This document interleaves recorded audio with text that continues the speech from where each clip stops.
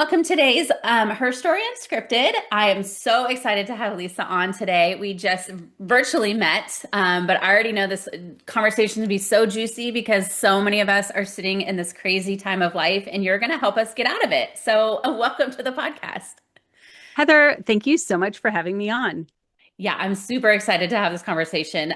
So you own a business called Organize 365, and we're going to talk about how you got there and the things that you're teaching women today. But I would love to hear a little bit more about who you are.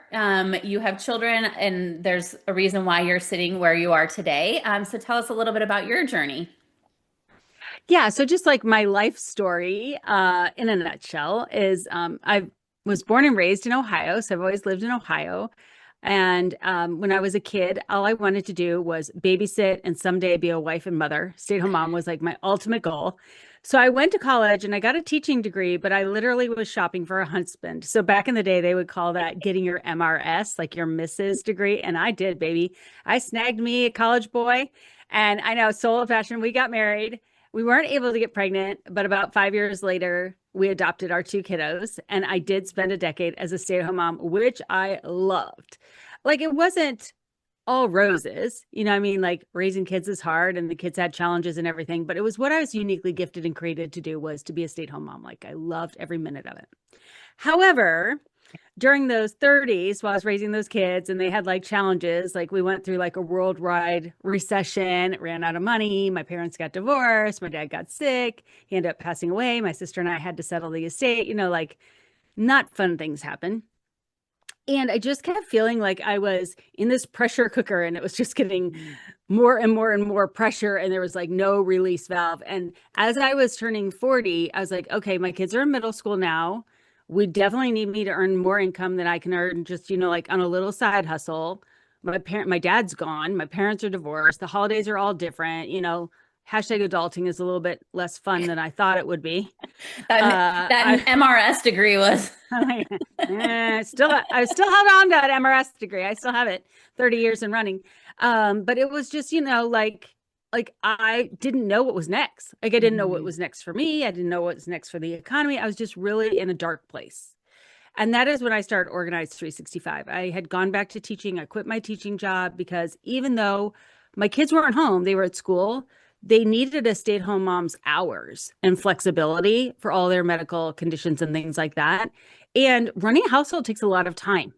So I needed a lot of time to run that household. So I started Organize 365 because I love organizing.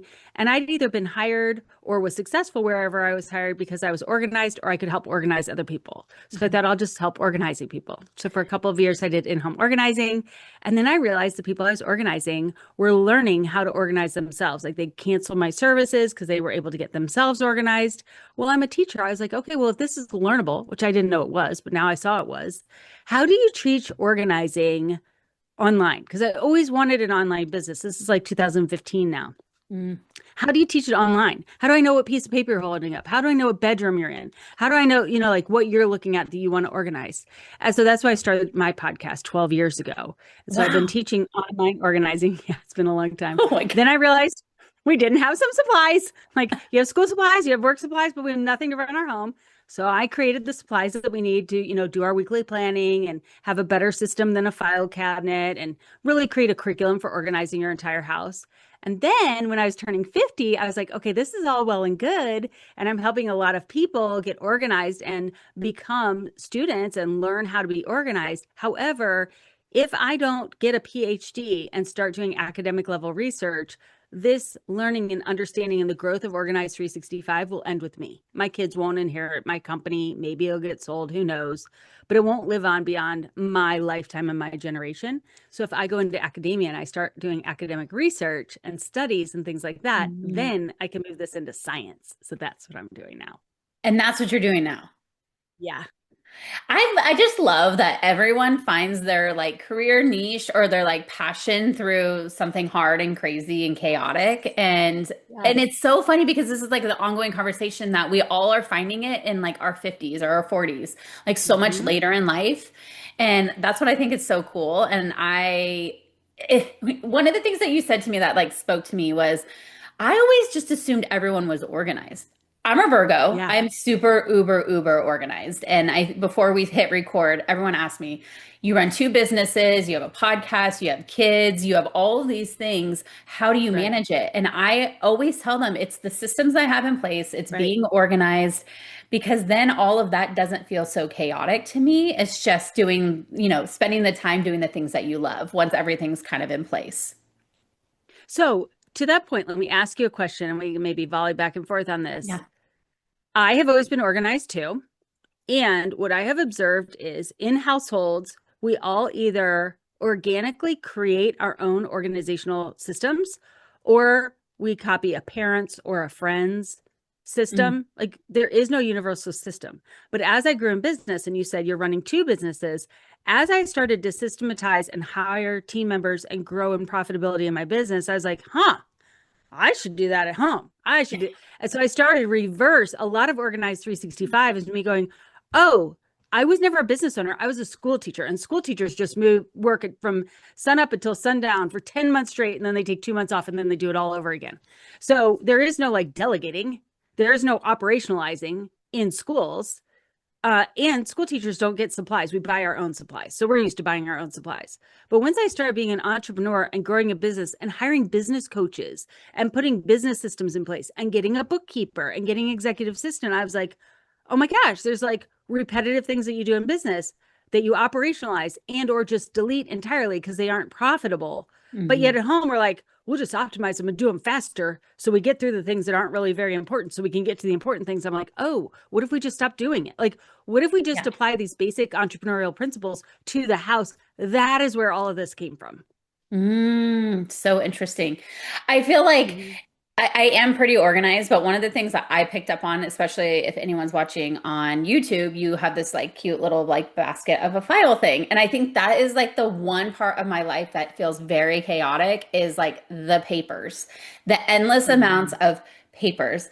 And like my husband's going through a workers' comp thing right now. And so like I literally have like a bucket of like papers that I just like throw Yes. everything into. And like I feel like papers, and you probably can speak to this, is like the most overwhelming part, and I just throw it in a drawer. Like literally next to me is like it's like my two file drawer, which I will probably never ever file, but I think I'm going to after talking to you today. Okay, can I ask you questions on your Yeah. podcast? Yes, you Okay, sure great. can. Yeah. Because I can tell you, like, here's what I found is the answer. But why? Okay, why is the paper stressful? Why don't you just get rid of it? I know because why? Because I feel like we have to like keep everything.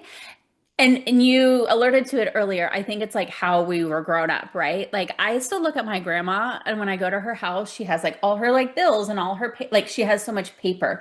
And it was like one of those things growing up like you had to keep it. But now everything's like so digitalized that I'm like, why do I need to keep it? So you're telling me I Okay, I don't need to do. keep it. No, you do actually need to keep it. Because, okay, there is analog paper, like physical paper that piles up on your counters. And then there is digital paper, which is like it's all information really. It's whether it's paper or digital information. The Hmm. purpose of information is that you can get the information you need when you need so that you can make a decision and act on it, right? And so once you realize that is this paper or information that I need important, like you already mentioned there's a workers comp case. Okay, this is a classic example. Fill in IEP, estate, medical condition, school project, whatever. Fill in whatever you are working on for. We are now talking about this workers comp claim. If you have a workers comp claim, okay, now you have to figure out like when did it start and what services did you have and how much did you spend for those and any ancillary costs and when did you talk to this person about it and then did they follow up here and then there's a clock ticking as to when that's going to get filed or not and then you have to have correspondence that goes back by email. Okay, I'm right, aren't I? Now we're all overwhelmed. Yes. Okay, but this is like modern life and that's I could do the same exact scenario. I've never done a workers comp claim and see how accurate I am. Any project that we're doing, fun or not fun, has information related to it. And that information is found in many different places. There's you talking to the lawyer, there's the email communication, there's the my chart or whatever the medical chart is, there's the police report if there's a police report, there's the incident report at the office if there was an incident. So that's 5 different digital systems with which this information can be in. They do not connect. Right. So yeah, you have it digitally, but it's a pain in the to get it, right? Hmm. When you print it all and you have it in front of you and you go to your lawyer and they say, well, where's the incident report? And you hand it to them. Where's the police report? And you hand it to them. Where's the medical? And you hand it to them. Man, you are like really using that $350 an hour well. Because you're not Hmm. like, oh, I have it here. I'll email it to you. Oh, it should be in that file, that email that I sent you last Thursday, not Friday, last Thursday. Like you're wasting so much time just trying to get information. Also, when you verbally say something like, oh, I'll send you the information, but this is what it says, nobody believes you, even Mm. though you're right. Nobody believes you. But if you can hand people a piece of paper, like I will be in meeting after meeting after meeting and be like, here's the stat. And they'll be like, no, it's not. Then I'll hand them the paper. They go, oh, it is. I'm like, that's what I just said. No one believes you. But paper is powerful. Paper is meaningful. It came from Children's Hospital or it came from wherever. And so, like, there's letterhead on it. Now it means something. Even though you had the information, you're not the authority. The Mm. other thing I really like about printing out all of this stuff is number one, digital systems go down. They do, and they Yeah. lose things. Yeah. Now you've lost that piece of information or that piece of the puzzle, and now it's your word versus theirs because you can't substantiate it, number one. And number two, if you have all five of those pieces in front of you, and I print out all the email correspondence and all the different medical You and all do. everything, I do.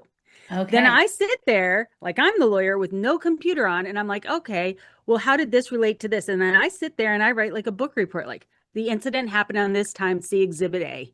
Then this happened, see exhibit B. And I'm like a lawyer, even though I'm not a lawyer. And so when I go to meet with anybody, I'm like, here's the two pager, and behind here's all the substantiation. And I have been in a couple of court cases. And so I know how you have to have all these different appendices. Or when I do my scientific work, you always have all these different appendices. So if you have all of your information there and they ask you questions, you can answer the questions and hand them the piece of paper. Mm. Now, some people listening may be like, I'm not in a court case, so I don't need this level. Totally. Yeah, that's like on the extreme, right? Yeah. I don't need this level of Lisa. Here's the thing. You never know when you're going to need this level of information. A couple examples I could think about in my own life. Medical is the top one. None of us have any of our medical record. We just don't have it. Like we don't even, it's not even in the file cabinet. We just don't have it. We go to the doctor, it's in a my chart somewhere. It's all digital, right? No, it's not. It's not. It's not. Legally, you have to keep 7 years of medical records. All medical institutions need to keep 7 years of medical records. My doctor doesn't. I was like, what do you mean you don't? They're like, we just pay the fine. I was like, oh my gosh, you just don't even do it. They just don't even do it. Number one. Wow. Also, a lot of times when you have something going on, you would like the records from before 7 years ago, especially with your kids. So if you're dealing with something with a 9-year-old, but you want something from when they were 2, it You might ain't got not. it. Yeah.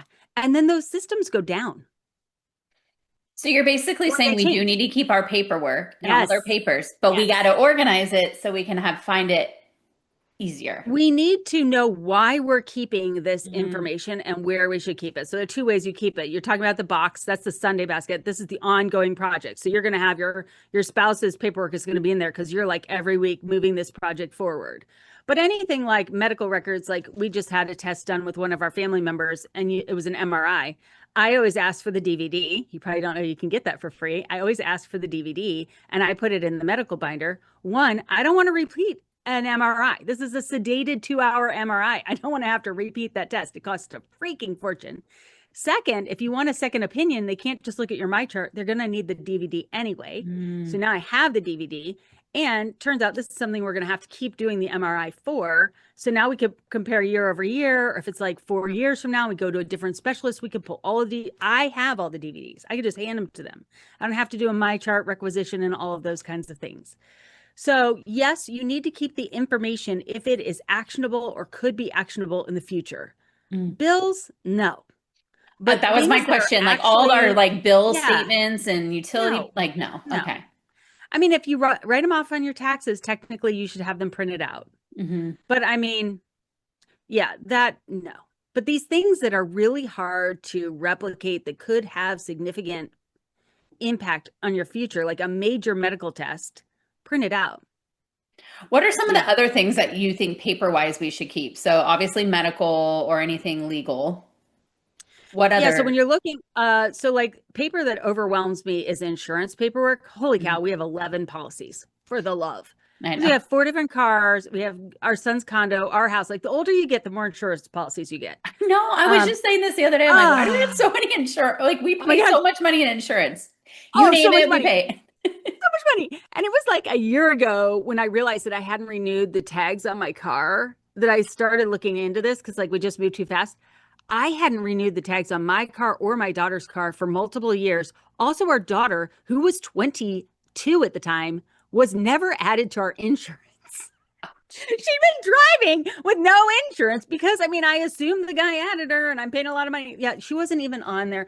Anyways, Hey, so well, I you got saved every, some money. I know it. Thank goodness she wasn't in a Thank car accident. God. Yeah. Got all these things straightened out. So with insurance, I always keep the initial policy and then the most latest payment with all the like 18 million pages they give you. And then when the new 18 million pages comes, I throw the old 18 million pages out, you know, shred it Okay. or whatever. So I just have those two things, but the original policy is important. Mm. Your original life insurance policy is important. And then I always keep the most recent time I paid for a life insurance policy to show that it is updated. Because if you don't pay for a life insurance policy, they can cancel it. Mm. So to show that that was What about organizing or keeping, what do you do for passwords? The oh my infinite gosh. Okay. username and password scenario. I have stickies Oh my everywhere. gosh. I Oh put my it in a gosh. Okay. spreadsheet. Then I went to a class and they're like, you can't have it on the spreadsheet because what if someone gets access Okay. to it? I I'm have it on like, a spreadsheet. I totally have it on a spreadsheet. As a matter of fact, this is how unsecure I am. It's a Google Doc. Multiple people at sorry my for all the husband come. security people out Yeah. there. I'm Yep. just kidding. It's a Google Doc. Multiple people in my company have access to it. There's no bank passwords on there, but everything else is like literally alphabetized. Everything else is on there, which is great because I'm a business owner. We have a ridiculous amount of logins, but a lot Yes. of my personal is on there too, like all my travel, because my executive assistant will support me in that. Um, Really any program I have on my computer, it all goes there because I just check there. Also, passwords update, like in my iPhone, there's a whole bunch of passwords in there. Okay, the other places I keep passwords, you guys don't. I have a little tiny password book at home. That's where I used to keep them. So like the older passwords are in there. And then also I haven't in my notes app on the phone, Yeah. the reminders app. I just have one that says passwords. I just have passwords thrown in there. It's all the random ones. So I'm not very good at this. But here's the one thing I will say about this, and I'm going to be doing something I've just learned about this. We really have to know our spouses, our sisters, our parents, anyone you might be the executor of, the passcode to their phone. If you know the passcode to people's phone, who cares? Like just reset it and it's going to send you to the email on their phone if they're incapacitated or whatever, and you're going to be able to get into any account because you could just reset the password. If you don't have access to that person's phone, you're screwed. Because Mm, even if you have the password and it sends an authentication or a code, you still can't get in.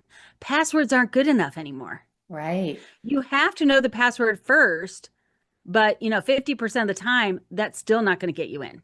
You just need the phone. You need the phone You need the in phone. order to get in. And then if you are going to be acting as power of attorney or executor and you don't have the phone to get the email password thing, then you have to send your power of attorney or your executor papers to the organization, wait for them to give them, and then they will give you access to the account.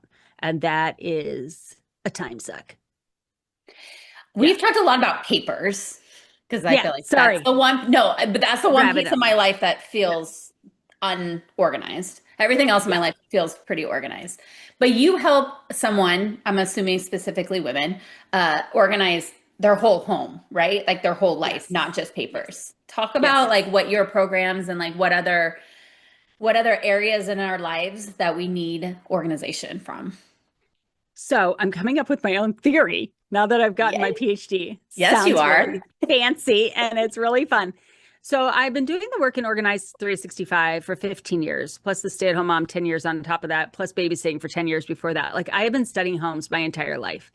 And what I realize is we are doing a lot of different work at home and we'll tend to isolate like so the work we just talked about is information management. You're the CIO, CFO of your organization. That's what I call level 4 work. So I'll quickly go through the levels if that's okay with you. Yeah, please do. Yeah. Okay, so the first two levels are the visible work everybody can see. First is housework. It takes the most amount of time. It's everything food, cleaning, and laundry related. Anywhere from 10 to 25 hours a week. It's obnoxious. It's never You going spend that anywhere. much I time on know. it? Oh I my know. gosh. Don't even Yeah, say it that. really sucks. I know. So anyway, That we really can't get rid of. We can optimize it, whatever, but that's just kind of like our permanent part-time job that we don't know we have. So that's annoying. Sorry if you didn't know. Then the other level of physical where we could see housework or household activity is organization. Now, organization, and I have a whole program to organize every single space in your house. Mhm. Organization is investment time. So that's you invest an hour now, you're going to save 5 hours later. You invest 2 hours now, you're going to save 10 hours later. It's kind of like a 401k for your time in Mhm. your house. And you know that's true. Not organizing the toy room. If you're organizing the toy room, that's actually negative time because whatever, you didn't get something else done. But if you organize the storage room or your closet or any of that, like you're going to get back more time because those spaces will stay organized for months, sometimes years. Mhm. So that's all visible work. What most women are talking about right now is the invisible work. And this does work for men too, but mostly my studies are with women. So the invisible work is the household management. That is the Sunday basket. That is the claim that you and your husband are working on. That's taking a lot of time. It's cognitive load. It's stressful. It's not really visible. Yeah, there's some papers here and there, but it's a lot of like, did I do this thing? How long is it going to be? Like you're just thinking about it. So that is paying bills, calendaring, reminding people of things, planning the holidays, planning the vacations, everything school related, like all of that mental load, all that managerial planning, bill pay, all of that. That is household management, level 3. Level 4 is information management, realizing that, yes, as the household manager, you can manage all these tasks, but you are also your family's Siri or Google, and they're asking you all the questions because they don't have a repository to go to get this information. So information management is going ahead and printing it off and putting it in binders like it's the 1980s. And then when people ask you a question, you go check your binder. Especially once the kids are over 16, start to separate out their paperwork from your paperwork, and then they can go find their own birth certificate, their own records, and you're starting to launch them into adulthood. And then the fifth level, which is new, and I think it's unique to Organize 365, is this concept of Maslow's hierarchy of needs ends in self-actualization. And Mhm. I believe as a household, someone in a household, we should be able to be our best selves at home. We should be able to self-actualize at home like we do at work. And that means setting and attaining your goals, prioritizing your self-care as well as the other people that you care for, and really leading your home as a strategic CEO of the economic enterprise that you're running, as opposed to a household manager or even lower, the maid that is just doing the housework in the home. So you go from the Now, maid now, to the professional husband, this organizer is to manager to why CIO. this is why we are so stressed out all the time. Did everyone Totally, hear everything? totally. Everything you just said, Yes, 90% comes into the woman's world. it does. And the American household is produces 68% of the US GDP. We are an economic entity. We are a small business. But often we look at just pieces of it like I'm going to do organization or I'm going to do housework or I'm going to tackle my paper and we're like I'm going to do this one thing. And it's so overwhelming and it's so much work that you just either ignore the other things or you just kind of do a little bit of the other things. And I want us to really look at the holistic running of the household from a CEO perspective. Because once you adopt a CEO, you know this as a business owner, once you realize, oh, this isn't a side hustle, I'm not trying to earn a little bit of extra money.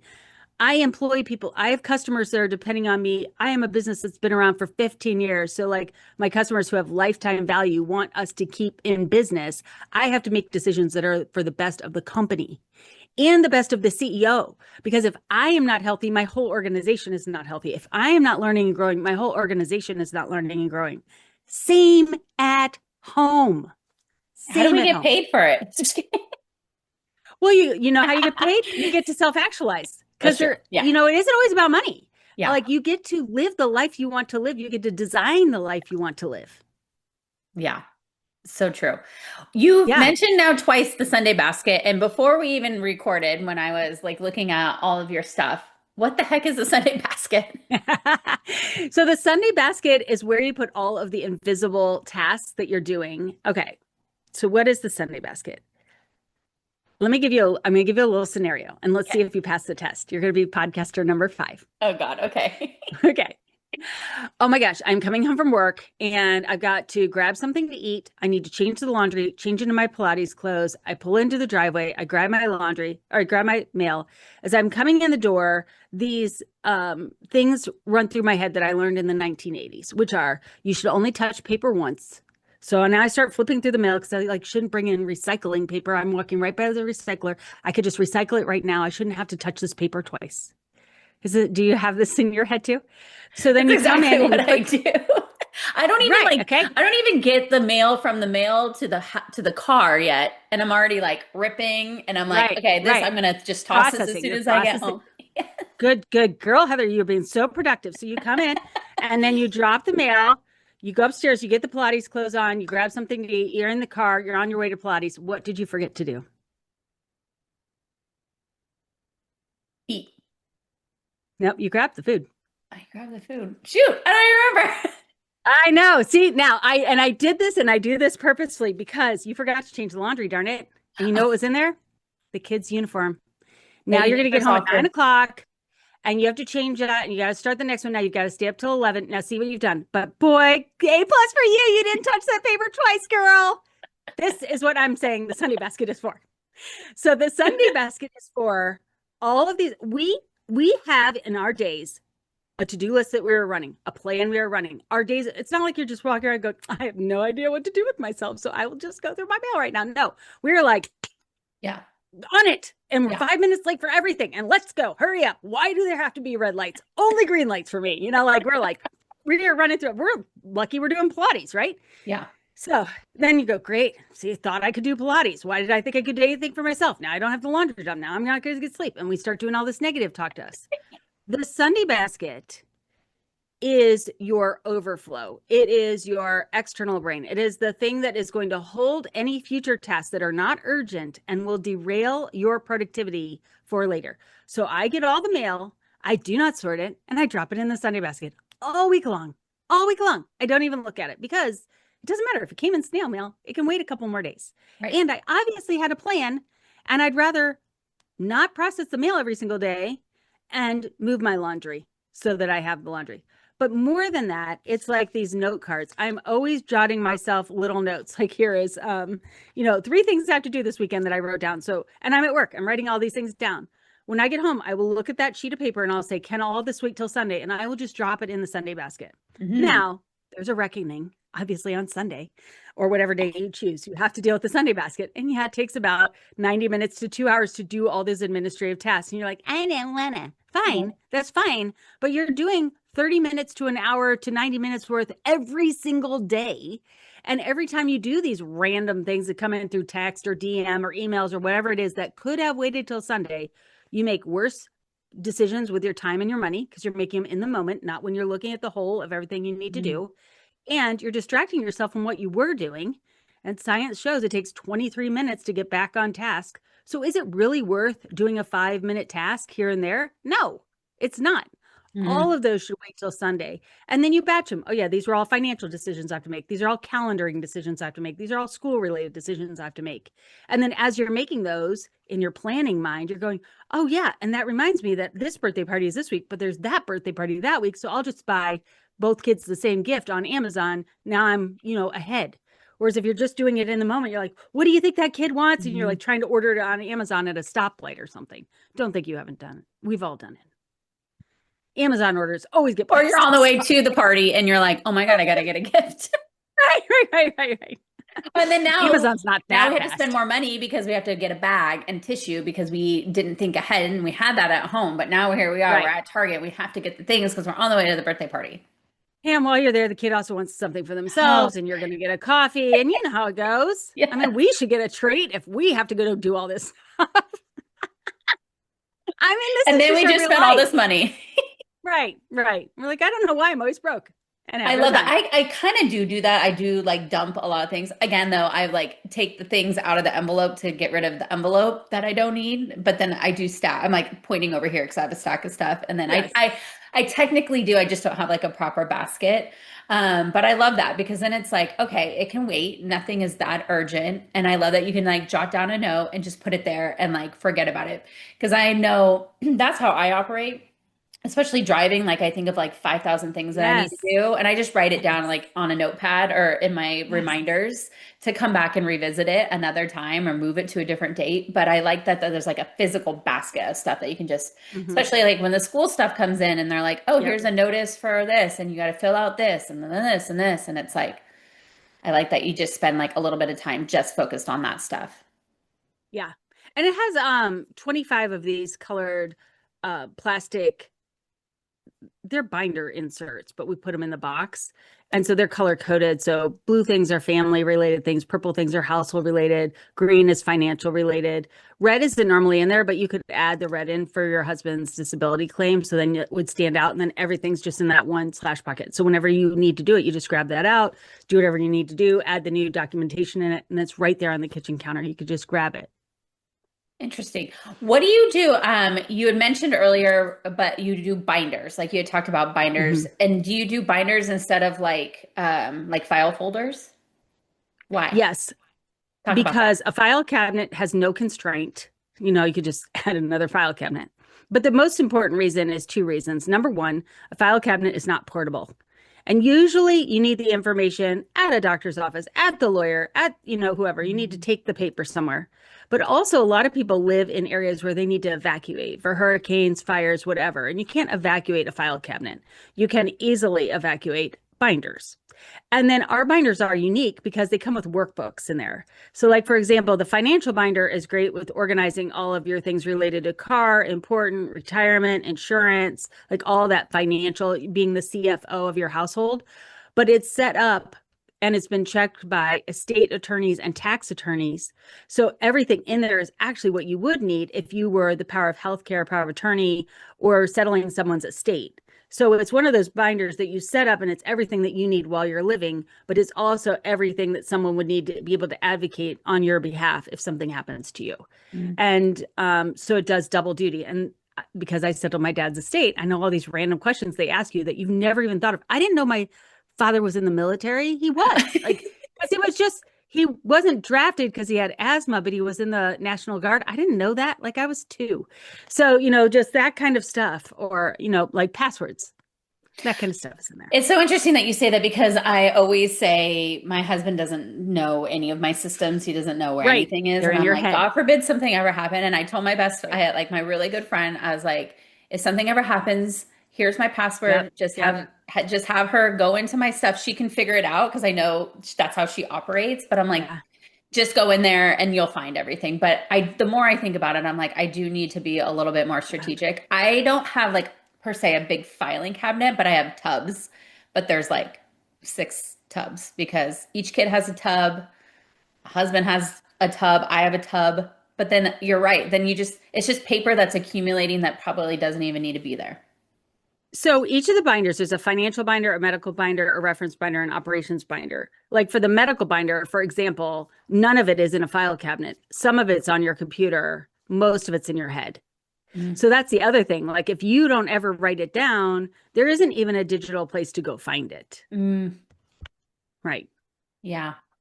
Then it's just lost. Now you're making me, I'm like, oh, I need to go do this project. Yeah, you need to get your homework done, Heather. What the heck? Come on. It is one of those things. Like I opened my Yeah. drawer the other day. I'm like, I do need to get to that. But I think the one thing that I took away is like, you don't need like the statements and like, if you pay a bill, like you paid it and like move on and not have to keep all those things. So you have coaching, I'm assuming, and I want you to talk a little bit about that. You also have product. You also have a podcast and you also have a Yeah. book. So talk about like each little pillar of like how someone can get into your ecosystem Okay. and like utilize You're so sweet. Okay, so remember I was a teacher and I realized that what I have created is a school. And I've created a school that I, as an adult student, will want to go to. So I know as a woman that when I buy a product or a course, I want to have access to the information I just purchased for a lifetime. Like I don't want it to expire in 30 days. Like that is annoying because as soon as I buy something that's going to expire in 30 days, like the kids they're sick for 28 of those days and then I lose my money. And then like, so the way Organized 365 is set up is you decide, I want to organize this thing. Let's take the Sunday basket, for example. Most of our products have a physical component, an online component, and a co-working component. Mhm. So the Sunday basket is $179. You're going to get that mailed to you. It's a box, a basket, the little folders, and also the workbook. Then you're going to get in our private app where there are videos that go through how you set up your basket and that go along with your workbook. And then there's co-working time at 5 o'clock Eastern on Sunday about 40 out of the 52 weeks, someone will come on and for 90 minutes, they will walk you through how to do your Sunday basket every week. We've Mm. been doing this for 6 years. So Wow. that's a one-time purchase, and you're like in the Sunday basket club, like you're a Sunday basket person. Then the next thing is that productive home solution. You could buy it as a one-time purchase or you could buy it of 10 payments and you get in the course and it's a 52-week curriculum and I have a ridiculous amount of videos. And then Tanya on Thursdays, I think it's like at 11 Eastern or 12, she comes on and she has twins that are 12 now, I think. So different phase of life than I'm in. And she's like, okay, here's how this works in my household because I'm showing you how it works in my household or how it did work when my kids were younger. And in different phases of life, you'll see different things. I have grandchildren now. They're 4 and 5 months old. So I'll also add in videos of my daughter and the grandkids and like with younger kids as well. So that's organizing your whole house. Again, once you're in and you've made all the payments, if you're on the payment plan, it's a lifetime purchase. The paper situation, you could buy individual binders if you want, but if you buy all 4, then you're in the paper solution online platform. You get the idea. And then we do planning days for you as a CEO. Mm. Those do expire because you're just planning for a 4-month season of time. So you get a 6-week replay, and then that does expire before the next one because that is timely. I have 5 books, and those Oh, are you all have 5. available I thought on you just have Amazon. the one. Oh my gosh. I know. I was like, oh, Heather, because I'm a teacher. Here's the thing: when everybody's like, "How can you have so many books? How can you have been podcasting for 12 years? How can you have so many courses?" Because I'm a teacher. This is what like creating content is like a Tuesday. Like we never teach the same thing twice. That's boring for us. We reteach it and we redo it. So I've been studying this and refining it. People who've been in the productive home solution to organize your house, that's been going on since 2016. So we've gone through some iterations and some of the modules have gone away and new ones have been added. That's another thing that annoys me is if you buy something and the new people get something better, that's not in our company. Like whenever you buy it, as I add new things, you get it. Like we're going to come out with something in August and everybody who has a financial binder is just going to get it. I Like love they that. won't have to pay for it. They'll just get it. So it's a school. You decide what you want to organize, what you want, which of these 5 levels you want to tackle next. And you buy something. There's usually in the productive home solution, there's not a physical component, but there's usually something we ship you. And then there's an online dashboard that has a lot of content. And then there's a co-working group. And then there's like a Facebook feed, but it's in a private app where people talk back and forth about their transformation as they have it. Oh my God, I love that. How big is your team? And do you have We like just a have 6 production center employees. to send all this out? We Like that's do. like a whole We nother do. level of like Yeah. product and shipping and Yeah, we have an 8,000 square foot office and warehouse with a forklift, and I have a full color printer thing. And yeah, we've got a full team. I love that. This is like a super random question and you might laugh. Yeah. When you were talking about printing things, right? Like, Yes. is there like a really Printing. I good love it. printer that prints really well that you don't have to spend a ton of money on ink? Because I feel like I buy ink every week. Mhm. Like, do you have one that you love? My favorite for home and what I have in my home and any of my employees' homes is the Brother HL, whatever the numbers are after that. Sometimes it changes, but it's a black and white laser printer. Mm. And I think it will do two-sided, but I always have it do one-sided. The color printers are always going to suck through the ink. And usually I can print it out in black and white, whatever I need. Yeah. I also have a color printer at home and at work, but that Brother HL, like for decades, was all I ever had. And Okay. it prints fast. That's it. Because, Yeah. the color's like, like it's stuck in the 1980s. You're like, dude, come on, Yeah. Let's print this thing. move it. I got things to do. And then you also have a podcast. What do you talk about on your Mhm. podcast? So the podcast is a solo podcast where it's just me for 12 years talking. I talk about all kinds of things. Okay.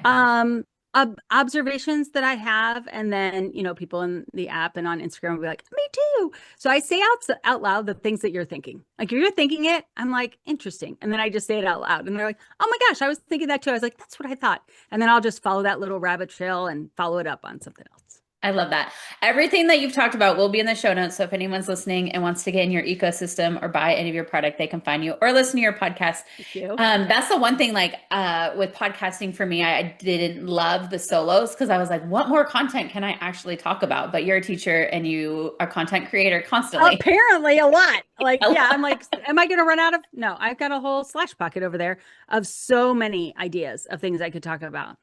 I It's love just that. crazy. Okay, for the person listening to this and feels like their house is chaotic, everything needs to be organized, is there three areas of a woman's life that they should focus on first that like Yes. will make them feel better? Yes, girl, I am putting you in timeout and I am sending you to your bedroom. And I don't want you to come out until your bedroom, bathroom, and closet are organized. Oh. Because here's why, especially if you have kids, how many times do we organize their rooms? Constantly. How long does it stay organized? Like sometimes not even before we can get through the threshold and back into the hallway. And they're already like throwing down, like, oh my gosh, what am I doing? But if you will give yourself the gift of the next couple of weeks, whenever you find a spare 5, 10, 15 minutes Thursday night where you want to just turn on some jamming music and go and clean out under your bathroom sink and clean out your nightstand, like you will feel so much better.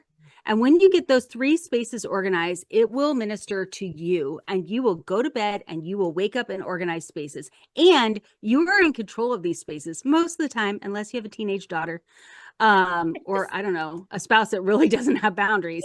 Pretty much whatever you organize on your side of the bathroom and bed and closet will stay organized. And so you'll start to do work and then see the fruit of that work for days and days and days and days. And that'll give you the strength. Do not use that to go into any kid spaces. That will give you the strength to go to maybe the kitchen, the storage room, some of these other spaces that if you would organize those, your whole house is going to be more organized because they're not going to get unorganized as fast.